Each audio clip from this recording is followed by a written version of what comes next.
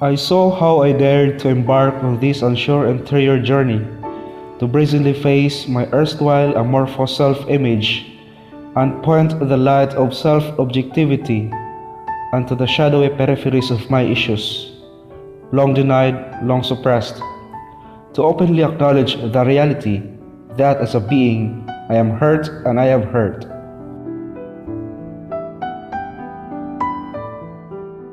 As one preparing for the priesthood, the crux and radix of which is prayer, I was introduced to the various prayer forms and the equal importance of these differing ways of maintaining that singular precious relationship with God. I learned how to speak and listen to my Father in a multitude of ways.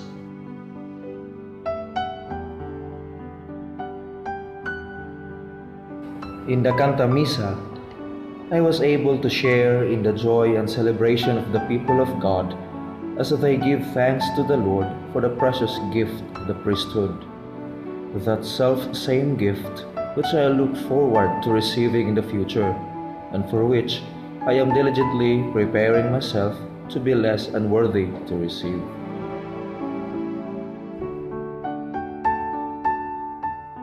But the gift of the priesthood is not something that anyone at all deserves to receive, much less one that I deserve.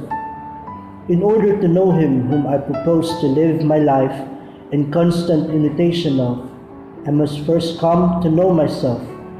This ambitious and lifelong project begins with retracing my roots. For me to know my now and assess my tomorrow, I must first understand my yesterday, the factors that influence and determine my personal traits, systematic influences, repeated patterns of behaviors, and family belief system. In my family, I go back to the child that was me, to courageously take the hand of that child within, to give it the voice it never had, and to give it the attention that's long craved, giving voice to my unfulfilled longings, needs, and pent-up frustrations. For me to grow, I must embrace and express this child within.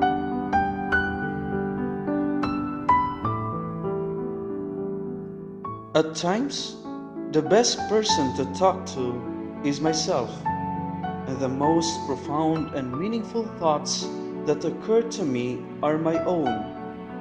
I carry out a conversation with myself in the pages of my journal, myself in ink and paper.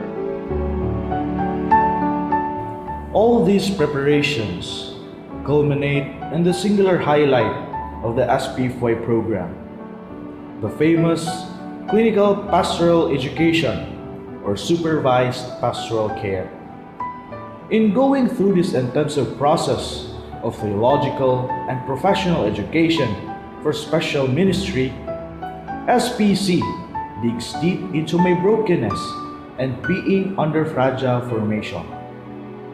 The word processing is something which we dreaded to hear, but in retrospect, it was actually a process of healing, and like any good medicine, it is sometimes harsh and bitter to the taste. After wearing the Roman collar for so long, the blue collar was a challenging change in milieu. I took menial jobs and did things that I used to take for granted. I now became the faceless janitor, attendant, and all-around factotum whose daily struggles I was unaware of.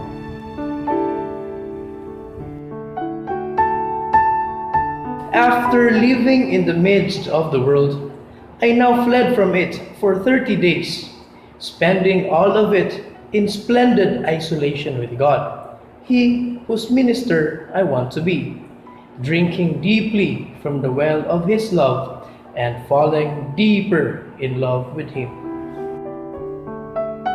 After all, spending many months in the world, both sacred and profane, I needed a break, and home, is where I found it.